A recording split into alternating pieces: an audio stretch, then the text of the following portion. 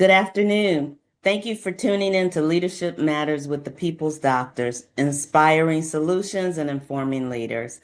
I'm Dr. Loretta Howard, your lead host today. And as always, I am delighted to have my co-host, Dr. Sheryl White and Dr. Undraye Howard. How are you all today? Doing Doing well, thank well. you. Good, Well, good, good. Mhm. And we are going to continue our discussion on building tomorrow's leadership today, the HR Guide to Strategic Succession Planning. So joining us is our guest, Lisa Brown Alexander. She is a nationally recognized thought leader, speaker, and advisor, helping leaders navigate change with clarity and courage. She was the founder and former CEO of nonprofit HR. She spent 25 years helping mission driven organizations build workplaces that sustain both people and purpose. Prior to founding her firm, Lisa served in a series of key leadership roles with the social sector organizations, including the League of American Orchestras and Leading Age. Today, Lisa focuses on curating transformational experiences for executives and organizations at the intersection of leadership, wellness, and culture. Welcome, Lisa. We are so glad to have you with us today. Mhm. Thank you so much for having me. It is my pleasure to be with you this afternoon and look forward to the conversation. Excellent. Okay. So to start off, we're going to start off with those wonderful audience questions that we always get. And Lisa, you certainly are welcome to address it as well. I'm going to start off with Dr. Sheryl and Dr. Andre. So our first audience question, what are some of the biggest challenges nonprofits face today when it comes to financial stability? Dr. Sheryl, we'll start with you. Okay, gosh, I'd say today, biggest challenge financially, I think it's uncertainty. I think the same uncertainty that businesses and families around America are dealing with, we have so much uncertainty. Many nonprofit organizations rely on grants, some are multi-year grants, and for decades, once you won a grant, basically you could kind of count on you are having that grant at least toward the until the funding period was completed, and that certainty isn't there any longer. And because federal funds also impact state and county funds, there's a rippling effect. And then if you look at the private industry, when individuals aren't certain regarding their own, be it businesses in private or individuals, when they're not certain regarding their funding, then that too impacts their giving levels. So I just think this whole space and air that we're in as it relates to uncertainty is one of the biggest challenges that nonprofits are facing regarding financial stability and Thank you. sustainability. Thank you. Dr. Andre? Yeah, I ditto what Dr. Sheryl has said. I also kind of keeping in line with our theme today, just the workforce and leadership challenges that I think the sector faces, right? It's still lagging behind in terms of salary and pay and compensation for leaders in the nonprofit sector. Difficult to attract, difficult to retain, and difficult to really think about succession planning because of the workforce and leadership challenges that the sector faces. And so, being planful and thoughtful about succession planning and long-term leadership for an organization becomes tough because we're so much in the minutia dealing with, again, limited budgets and just limited talent to some degree as part of that process. So I would just add that on to what Dr. Sheryl has stated already. Mhm. Great, thank you. And You Lisa, know would what? you And I like to want to answer? just Oh, can I bump in for a second because yeah. I want to just underscore Dr. Dr. Dre's thought with regards to limited talent, because again, the limited talent isn't that we have isn't that we don't have talented people in the nonprofit sector, but we would have more talented people if we could attract and retain them. If I think the salaries and benefits could be more um, attractive. And I think the challenges that nonprofit leaders face are so challenging. And so, with the work being so difficult and the pay being perhaps less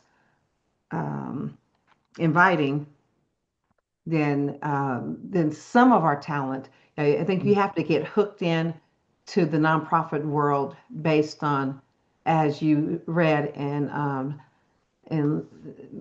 Dr. Brown, I'm gonna call you Dr. Brown, and Lisa's bio. Lisa's great.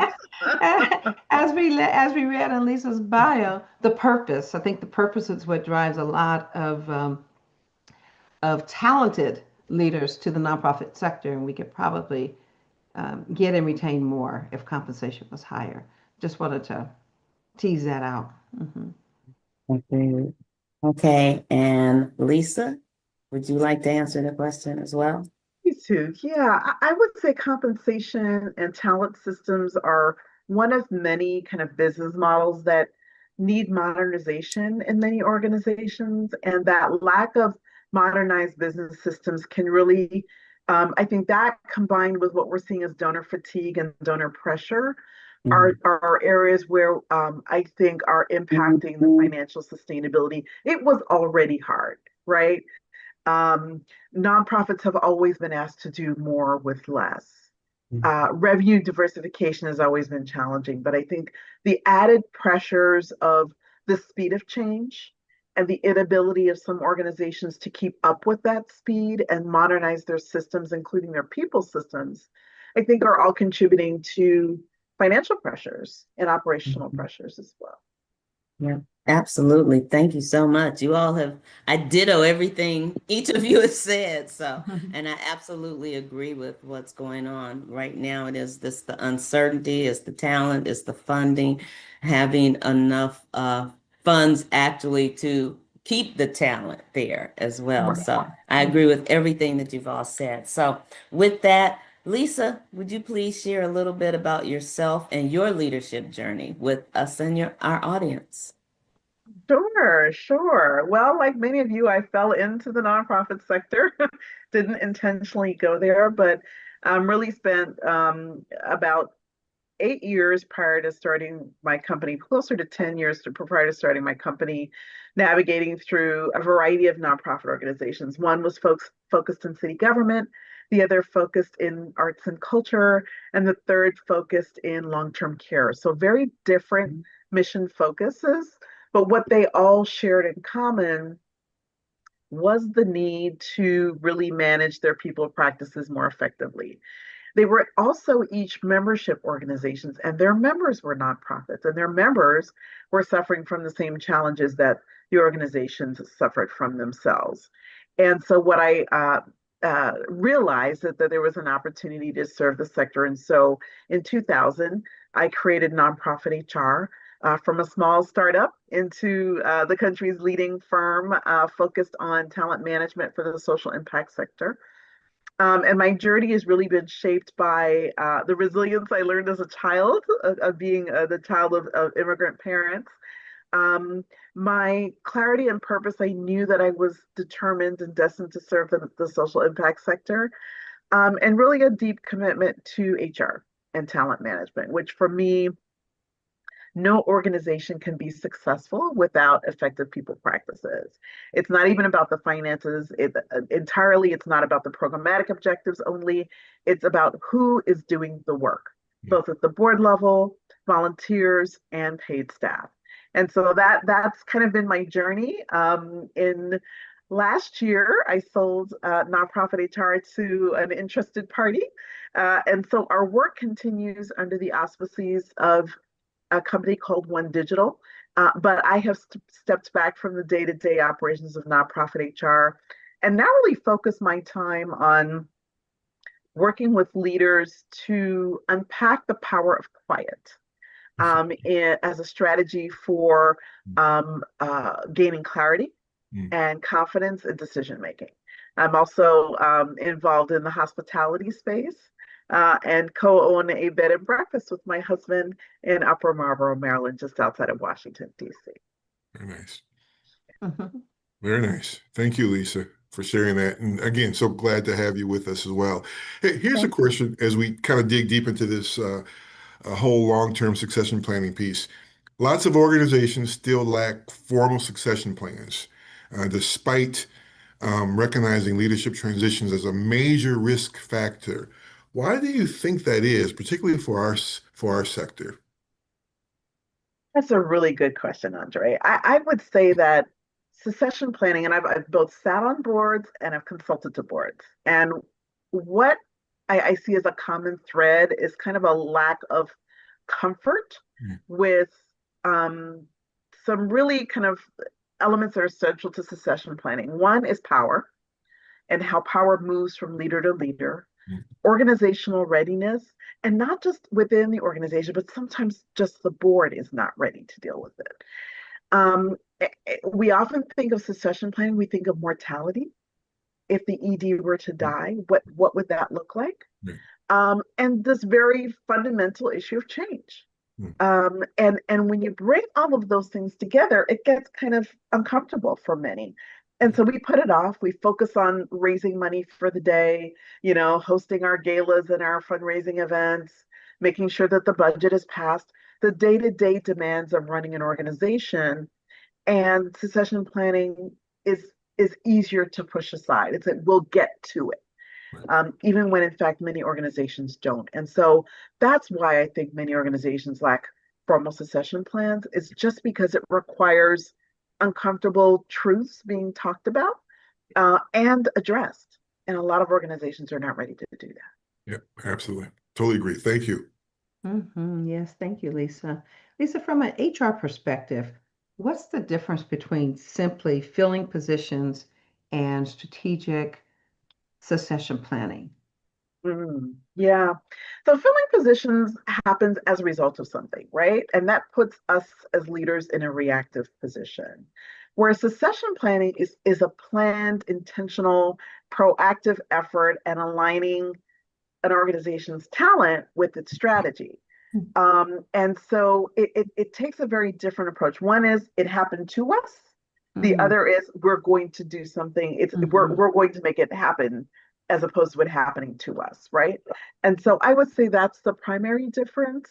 Mm-hmm. Succession planning really requires a look at bench strength across the organization, both in its present configuration and future. Whereas when you fill a position, oftentimes organizations just try to fill it with someone who was similar to the person in the role before. Mm-hmm. Um, or they do the complete opposite and decide that that person was an absolute misfit and swing in the complete opposite direction, right? But it's not necessarily strategic. It's this has happened. We need to do something. Let's get another body in here so we can keep moving. Mm-hmm. Yeah. Thank you. Great. Thank you, Lisa. We're going to get ready to go to break shortly, but I want you to think about this question and then we're going to come back. We'll switch a little bit to building the business case for succession planning. And when we come back from our break, the question for you, Lisa, will be what competitive advantages have you observed in organizations with mature succession planning processes? So I want you to think about that a little bit, and we will have our second audience question as well. So we are going to take a short break, and when we return, we will get into our second audience question and the question for Lisa. So please stay tuned, and we'll be right back with more on leadership matters with the people's doctors, informing leaders and inspiring solutions.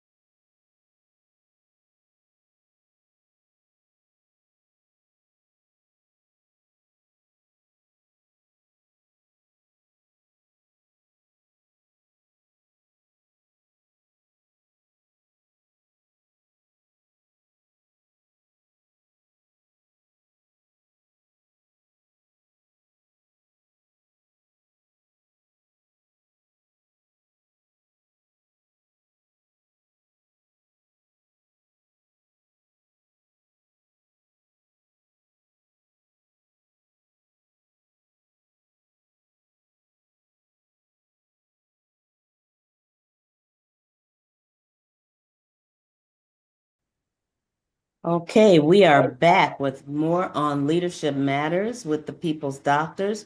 For those of you who are just joining us, I'm Dr. Loretta Howard, the lead host today, along with Dr. Sheryl White and Dr. Undraye Howard, and our most wonderful guest, Dr. Lisa Brown Alexander, or we are calling her Dr. Brown today.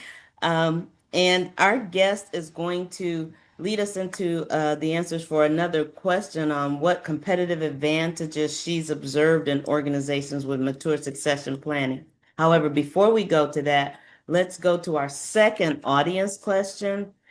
So, and we appreciate all of these questions. Please keep sending them to us.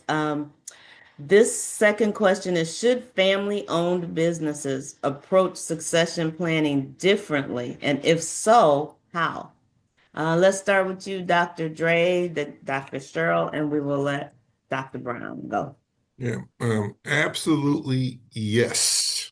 Oh, family. Oh, wow. Okay. It gets real congested sometimes when you talk about family and the business roles. And so I think certainly, again, an excellent question from the audience, but certainly separating, again, family relationships from business roles is key paramount in terms of long-term success of that and for that organization. So I think, addressing sometimes the emotional ownership, excuse me, that's part of family businesses as well, a sense of entitlement. I think there's some tough discussions that need to take place as you talk about succession planning when it comes to the family factor being part of the succession planning processes. And so having those tough conversations around, the emotional aspect of it, being able to think about, even setting up formal governance structures so things are fair across the board, and really, managing and planning for all kinds of different scenarios as you think about, who's going to be the leader, how is that going to look? Again, what's the governance model going to be as we talk about that? And just really facilitating open, honest dialogue and communication, I think is really important as you talk about the business family dynamic when it comes to succession planning. So yes, absolutely. Great. Dr. Sheryl? I agree with much of what Dr. Dre has said. I think probably in families, it's that whole family dynamic, that emotionality piece that has to be considered, or well, that may be the different part. I think I think sometimes there are assumptions made based on the family structure or and the family dynamics that one might think automatically uh, should apply to planning for the business, and those Mhm. assumptions may have to be challenged with regards to, you have usually with the family business, you also have a legacy, right, that has to be considered, and how do you honor the founder and the legacy, and at the same time look at where the business is now and where the business might. What's the vision for the future? So much of the same as relates to succession planning, and with the uniqueness of the difference of acknowledging the family dynamics, acknowledging the importance very often that can be there as relates to the founders and the legacy. Um, and the emotions, and maybe even going back to what Lisa touched on in the beginning, a willingness to have difficult conversations that might be even more difficult because you have emotionalities, you have emotions and family dynamics intertwined. Great. And Lisa. Well, I would say I would add this the principle of entitlement. Andre, you talked about this just briefly, and if you're the firstborn of a legacy business, right? The assumption is that that firstborn is going to be the next in line to the patriarch or matriarch of business. When in fact your skill set may not align, Mm-hmm. you may not even be interested, Yes. and so how do you then perhaps introduce an outside person to a family business in a way that doesn't compromise the authenticity of the family feel that a business might have. And that's a very nuanced thing that I think really has to be dealt with on an individual organizational basis. And it does come with emotion. It comes with entitlement. It comes with the belief that it's not the same business unless the person with the same last name is in there running the day to day, right? And so I think it's very different than kind of a traditional business, one that's not wrapped around blood and DNA. Right. Okay, great. Thank you so much. Listening to all those answers, it just made me think, and the sense of entitlement that some family members have and the emotions. But then there are some families that no one wants to take over that business. So That that's when you too. really have to think of bringing, getting if you want Yeah. that legacy to go on, looking for the Yeah. outside talent. Because sometimes they're like, nope, want no part of it, seen what you had to go Yeah. through. That's Yeah. okay. Very I'm gonna true. go on and do my thing over here. So Yeah. just do they even want to do it? So definitely having those discussions is important. Okay, thank you all so much. All right, so Dr. Brown Alexander, here we go with the question. Um, what competitive advantages have you observed in organizations with mature succession planning processes? Yeah. Organizations that have succession planning processes have anticipated change. So when the change happens, they're less prone to panic. And when we're not panicking, we tend to make better business decisions, right? So being anchored in a plan, a strategy is one thing. Two, organizations that have planned for succession also anticipate having the opportunity to retain the best of their talent. Most likely, those employees that are high performing, high potential find themselves in the pipeline for consideration. And that will often cause folks to hang on a little bit longer. Um, I also believe that organizations that have succession planning generally are more intentional, not just about leadership transition, but about strategy and future planning, which I think is a competitive advantage for any organization, not the least of which are nonprofits. And so those are all things that I think contribute to creating a culture of confidence, continuity, maintaining strategic momentum, all the things that you need to be successful in today's world, whether you're a for-profit or a nonprofit. So Great, thank you. totally agree with all that. Liz, can you share an example of where proactive succession planning maybe have saved an organization from crisis? Any history of that and knowledge of Yeah. that example? Yeah, definitely. During my time leading nonprofit HR, we worked with an organization. They were a regional organization, so not national, but their ED had a heart attack and died. And there was just a sudden medical emergency. But because that organization had a succession plan in place, they did not panic. They pulled out the document. They were ready to kind of usher in the person that had been identified and prepared for the role. Operations continued. Funders didn't lose confidence. Stakeholder community felt confident that there was a plan. They immediately went to the community to communicate that they had a plan in place, which really allowed the organization to remain steady. And so that was, I think, a classic kind of textbook case of how you would want things to work. Now, God forbid that that's how succession planning always happens, right? Someone's death. We would hope that that's not the case. However, we know that the lack of planning in that scenario could have caused a number of things to go wrong. One, the staff could have lost confidence or at least had been stuck in a period of uncertainty for an extended period of time, which could have, triggered their questioning about, should I even be here? We know that lack of planning could have resulted in lack of board confidence and the over involvement of the board in day-to-day operations, which is we often see that happen. And then lack of funder confidence, right? If the position remains vacant for an extended period of time, and that time crosses over funding renewal conversations, that could cause the funder to say, you know what, we're not quite sure you're ready to continue this work because your leadership is unclear, it's unstable, and therefore we're making a different funding decision, right? Each of those have long-term and potentially detrimental impacts on organizations. And so that unfortunate situation was really a textbook on what should happen. And that organization averted a crisis. Great. Thank Good. Thank you for sharing.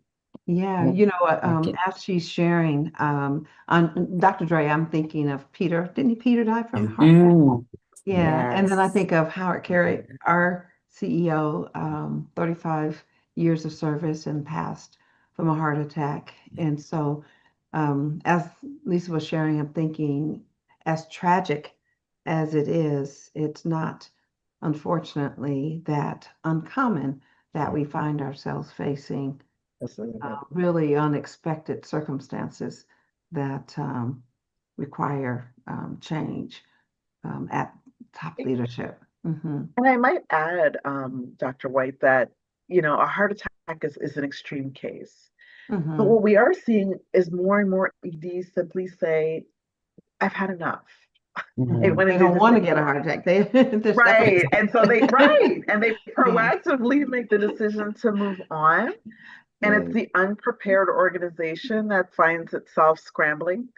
And Mhm. they've got to appoint an interim, and the interim gets frustrated, and another interim, and another interim. And I've Mhm. seen that happen, Mhm. where organizations are just not ready. And Mhm. it's not because something tragic like someone passing away happens. It's the Mhm. ED has simply made a decision to move on, The and the ED says organization his wasn't ready. job is not going to kill me. That's right. That's exactly Right. right. That's No, exactly Right. right. That's no. exactly right. Right. Yeah.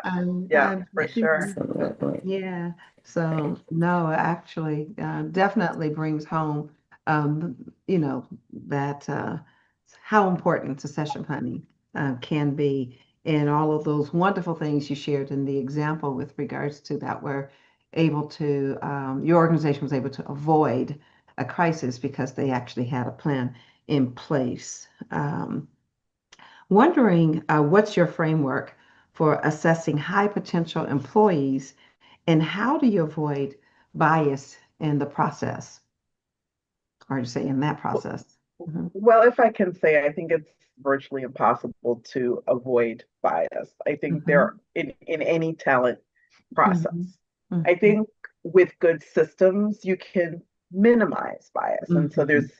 I want to Mhm. make that distinction because Yes, good we distinction. we believe that our frameworks and our assessment tools will get rid of bias, and it's just Mhm. not the case. I've Yes. I've been in this space for decades now, and something as simple as a performance evaluation, right? The best of design tools Mhm. still have within them Mhm. bias. So I think we should Mhm. not strive for the elimination of bias as Mhm. much as the mitigation of bias. Mhm. I But I agree. would say, in terms of Mhm. kind of a framework of performance, right? What has this person demonstrated?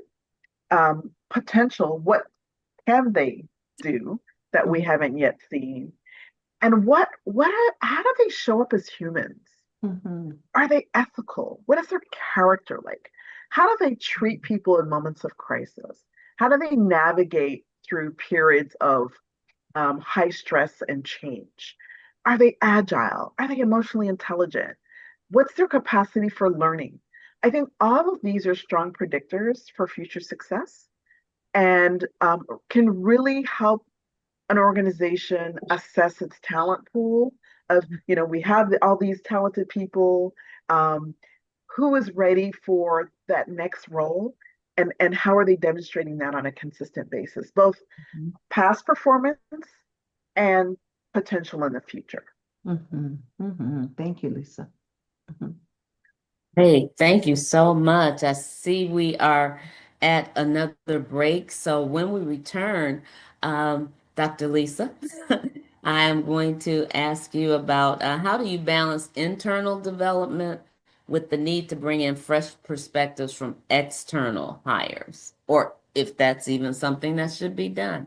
So We will take a brief break and be right back with more on Leadership Matters with the People's Doctors, informing leaders and inspiring solutions.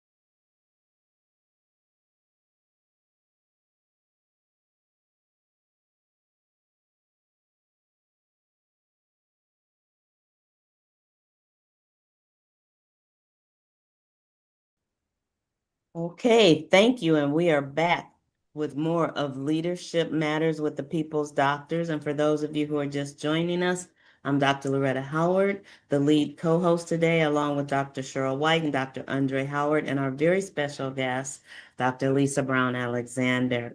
And we are so grateful to have her here today on our topic of building tomorrow's leadership today, the HR Guide to Strategic Succession Planning. So, Lisa, would you answer for us or help us to understand how do you balance internal development with the need to bring in fresh perspectives from external hires? Yeah, great question. Thank you so much. Both have value. Internal talent will carry organizational legacy, institutional knowledge, culture, history, all things that have a great amount of value.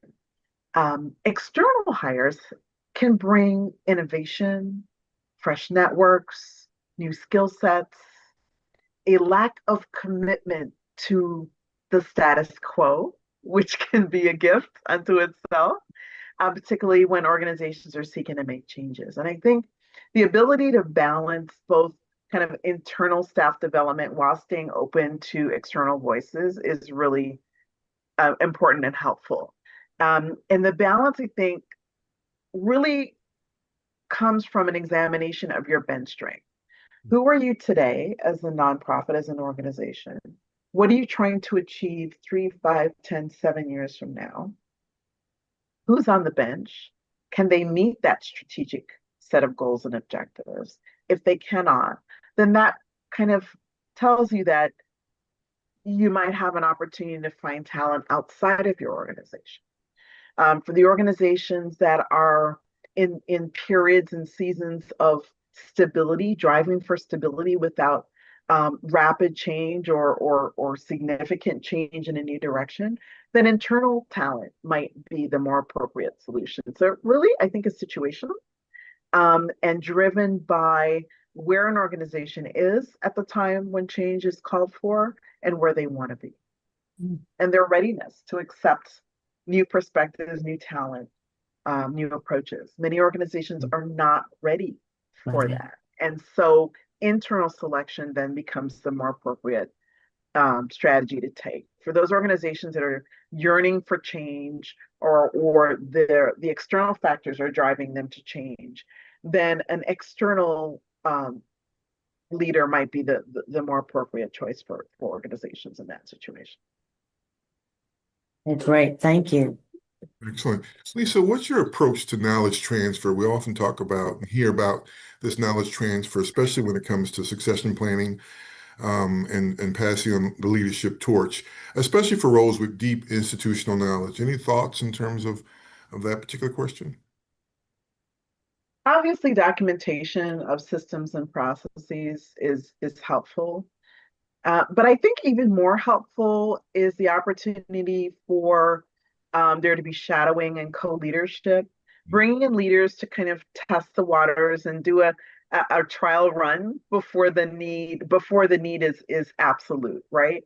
Where perhaps if they don't make the best of decisions, they're locked arms with someone who has experience and can redirect them in the right way. But I would say, documentation, obviously, of systems and processes and networks, right? Who are your key funders? Who are the leaders in those organizations? Your community leaders. So documenting all of that, the shadowing and the co-leadership, and I would say having some milestones for how long somebody owns a thing before it gets passed on to someone else to own the thing. Because the more you do that, the more knowledge is shared in an organization and doesn't rest solely in one person's head or with one person. I'll give you a very personal example. Last year in June of 2024, I made a decision to take my very first sabbatical. And I did that for 3 months. But before doing so, we prepared for that. And I, transferred information that sat in my head. I'm not pretending to be perfect, but it did sit in my head. But we documented that, right? I had my vice president co-lead with me, run meetings, sit with staff in accountability sessions, and really co-lead with me before I backed away. And then, there was a period during which she was running things. Even before I left, I stepped back so we could watch and see and, share. And there was a specific time period for that, which was the 3 months that I was on sabbatical. The staff were instructed not to call me. I mean, I tried to get information. I couldn't get information in my own organization. They wouldn't give me because the handoff was so good. I really didn't. I was just being nosy. I really didn't need to be in the Kool-Aid. Right. But it worked. We took out what was in my head, passed it on to her. She sat arm in arm with me, and we had a defined period during which she was to lead, and it worked beautifully, to be honest with you. Yeah. What a great approach. Love it. Love it. So thank you. Appreciate that. Yes. Hmm. Lisa, how might one go about maybe structuring a mentorship program to help prepare successors for leadership? And I say potential successors. I pause because I think mentorship programs are aspirational, but I don't know how many times they actually truly work. And I say this because true mentorship really requires exposure, feedback, but it also is like solidly dependent on the readiness, willingness, and interest of the mentor. We think a lot about the mentee, but if the mentor doesn't have the time or isn't really focused on giving quality guidance and time to that mentee, it doesn't work. It's not as successful as it can be. And so mentors and our mentees, rather, successors, prospective leaders for new roles, all need that real solid one-on-one coaching, guiding, observing, counseling time Mm-hmm. that I don't know always happens. And so I've seen many mentorship programs kind of start and fail because of that. You know, Mm-hmm. life gets in the way, and the mentor is not able to provide the direction needed to really grow and cultivate the leader, or that emerging leader, to be ready for the next step. And so there's disappointment on every side, and it just um, it really requires strong relationship building, responsibility, accountability. And so I would caution organizations before you stand up a mentorship program, really check the commitment levels of Okay. not just the mentees, but of the mentors. Mm-hmm. Thank you. Yeah, that makes a lot of sense. Makes a lot of sense. Mhm, it does. It does. Okay, Dr. Dre. Yeah, I know we're coming up on our next break here, but Lisa, before we take our break, we do this rapid fire round we've been trying out to see if it works or not. But I'm going to Okay. ask a couple of questions, and quick answers that come to mind will be the Okay. appropriate I'm response. So ready. here we go. Okay. Internal promotion or external hire for CEO succession? Depends on the strategy. Okay. So no preference That there. Okay. Good answer. depends on where they're going. Yeah. Okay. All right. Yeah. Ideal notice period for a planned leadership transition: 3 months, 6 months, or a year. 6 months. Okay. One word to describe most organizations' succession plans. Non-existent. Okay. Biggest red flag that someone isn't actually successor material. Lack of humility. One book every succession planner should read. Ooh.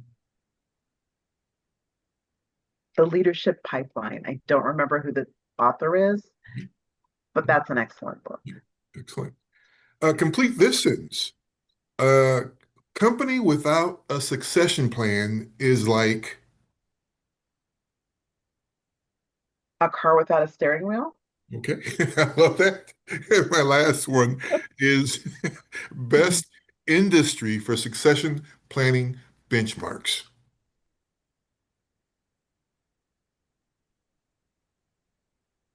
Probably financial services. Okay, excellent. Great. And why would you say that? Let me dig a little bit on that one. Why would you say that one? They can't afford to not have effective leadership at a very fundamental level, right? Because they are in the business of making money for others. And so their success is hinged on having successful leadership. Not that every other industry isn't, but in financial services, it's acutely important. Excellent. Excellent. Great. Lisa, you passed the rapid fire round, so congratulations. Wonderful. Wonderful. So just another question with regards to thought. You don't have to do this one rapid fire. Okay, great.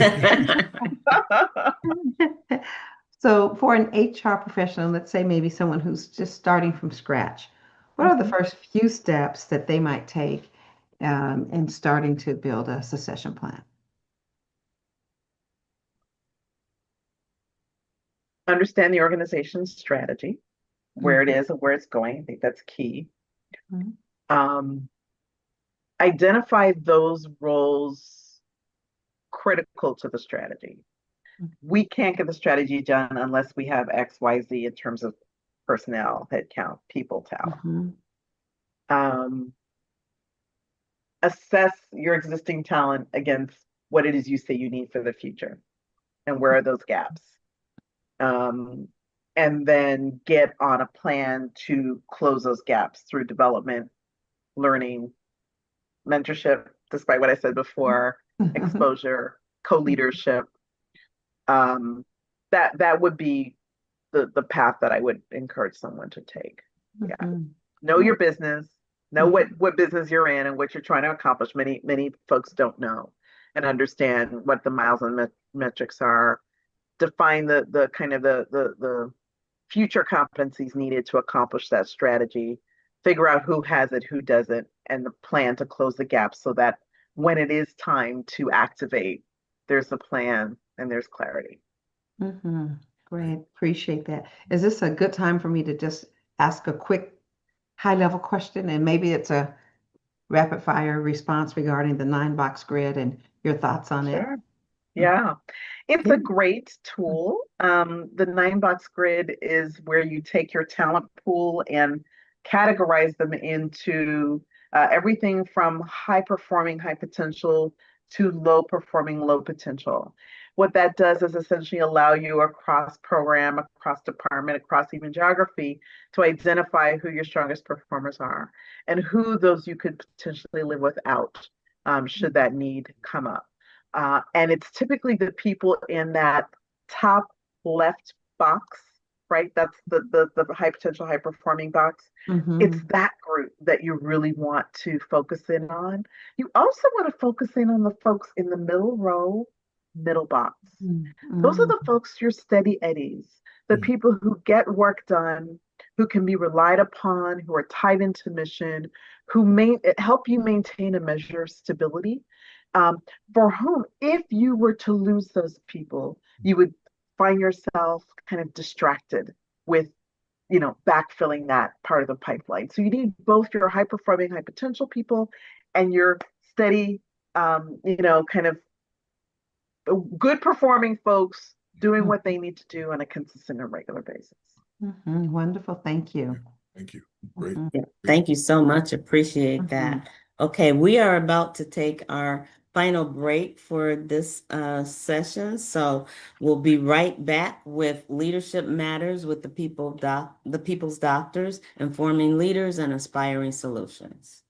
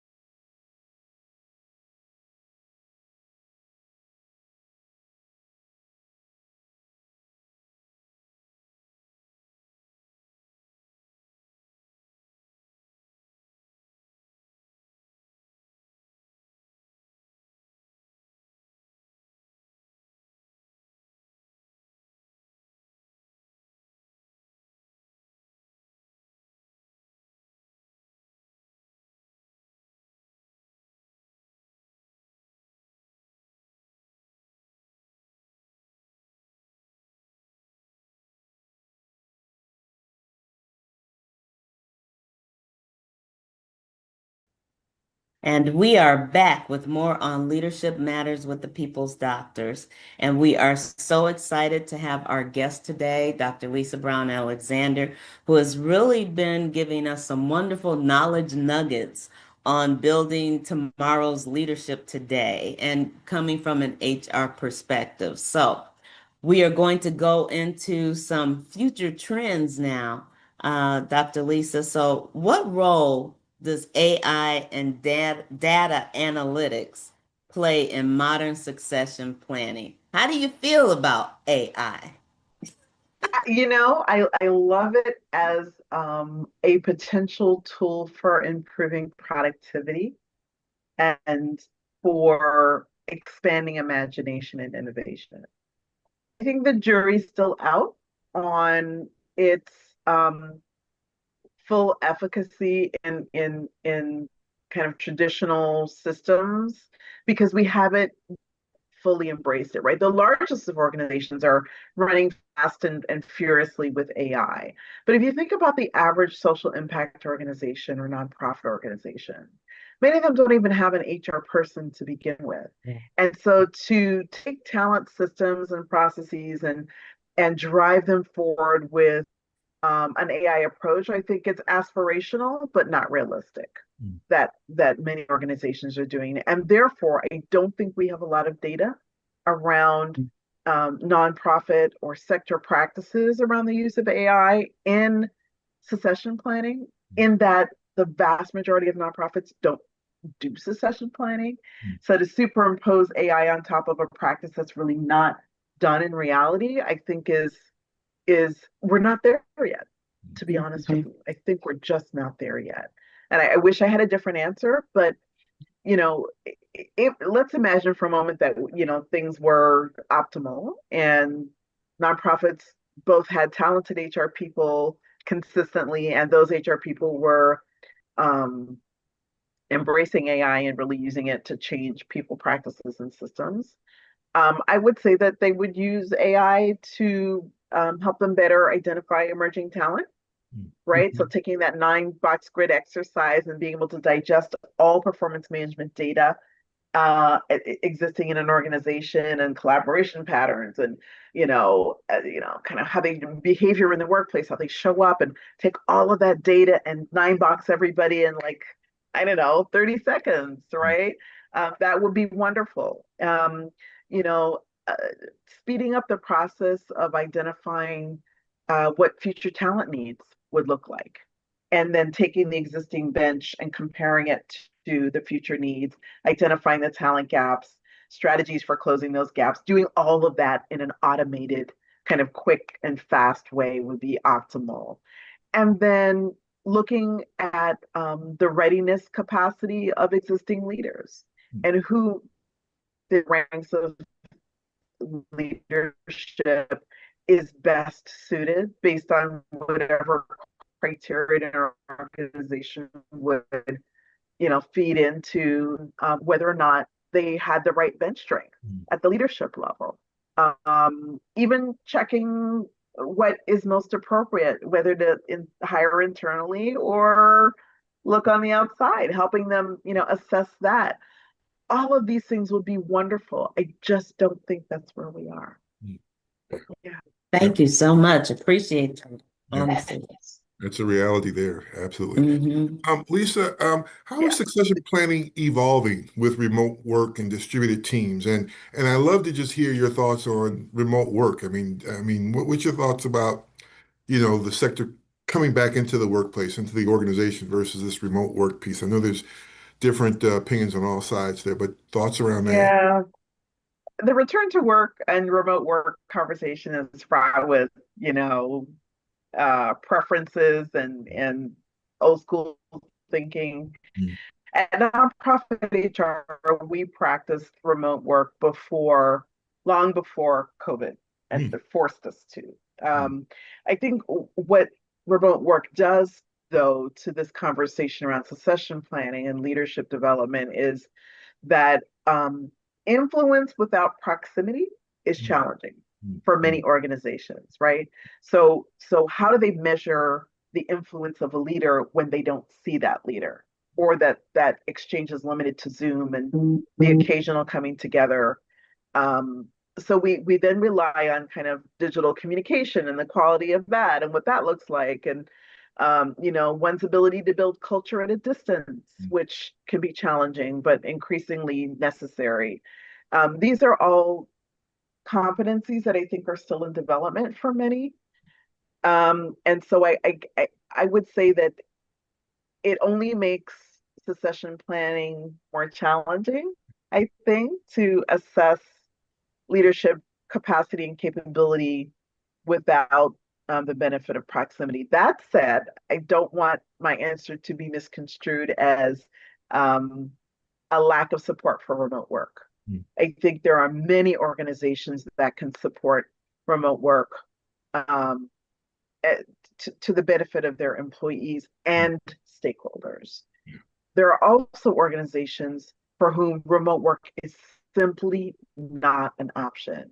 Direct care service organizations, organizations that are in a human service capacity, those require in-person communication. And so I do think that, the combination of AI and use of AI and improvement in systems frees up more time for better quality interactions.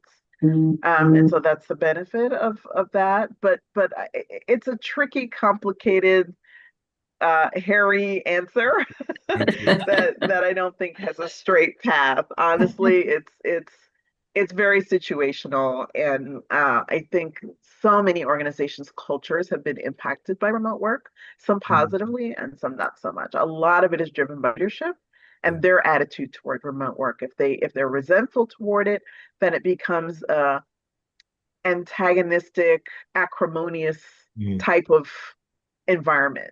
Those organizations and those leaders that support and trust their employees to still get the work done, even though we don't see you, those organizations are winning. Yeah. So I can go down a soapbox on this question. Love it. A rabbit hole. Yeah, I was saying we have a couple of questions that we are asking all of our guests, and we're going to do them in rapid fire, just kind of like given where we are. Uh-oh, okay. One is, what do you hope for? What do I hope for?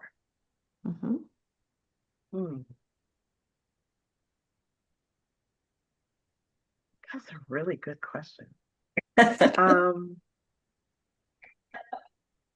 In the context of this conversation, I would say It doesn't that have to be in the context of the conversation.